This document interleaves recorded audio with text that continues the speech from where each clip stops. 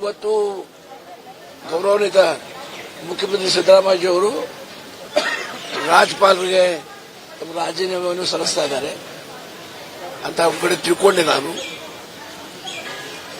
ಅದ ನಂತರ mostly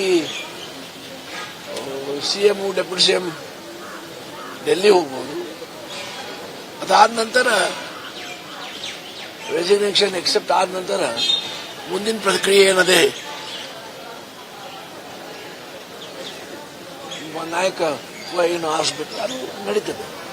CLP ಸಭೆ ಬಗ್ಗೆ ಏನಾದ್ರು ಸಿಎಸ್ ಬಗ್ಗೆ ಯಾವುದೂ ನಿರ್ಧಾರ ಆಗಿಲ್ಲ. ನನ್ನ ಮುಂದೆ ಮಾತಾಡಿ ಬಟ್ ಅದು ಅಲ್ಟಿಮೇಟ್ಲಿ ಮಾಡಬೇಕಾಗ್ತದೆ. ಅದು ಮಾಡ್ತಾರೆ.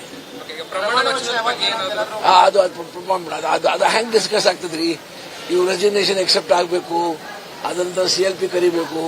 ಸಿಎಲ್ಪಿ ಅಲ್ಲದೆ ಒಂದು ಫಾರ್ಮಾಲಿಟಿ ಇದ್ರು ರೆಸಲ್ಯೂಷನ್ ಮಾಡಬೇಕಾಗ್ತದಲ್ಲ. ರೆಸಲ್ಯೂಷನ್ ಮಾಡಿದ ನಂತರ ಮುಂದಿನ ಕ್ರಮ ಆಗ್ತದೆ. ಚಾನ್ಸಸ್ ಇರ್ಬೋದು. ನೋಡ್ಬಾ ಒಂದ್ ಮಾಡ್ತೇನೆ. ನಾನು ಹಿರಿಯ ಶಾಸಕ ನಿಜ. ನಾ 8 ಮುಖ್ಯಮಂತ್ರಿ ಜೊತೆ ಕೆಲಸ ಮಾಡಿದ್ದೇನೆ, ಅದೆಲ್ಲ ನಿಜ.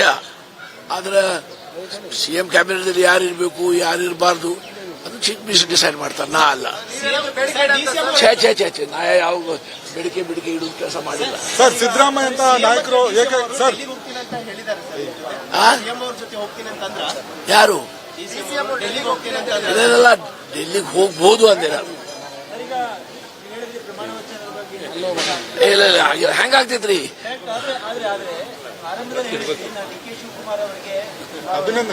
ಅಭಿನಂದನೆ ಅಂದ್ರೆ ಅರೆ ಈಗಾಗಲೇ ನಮ್ಮ ಹೈಕಮಾಂಡ್ ಡಿಸೈಡ್ ಮಾಡಿದ್ದಾರೆ ಅವ್ರು ಮುಖ್ಯಮಂತ್ರಿ ಆಗ್ಬೇಕಂತ.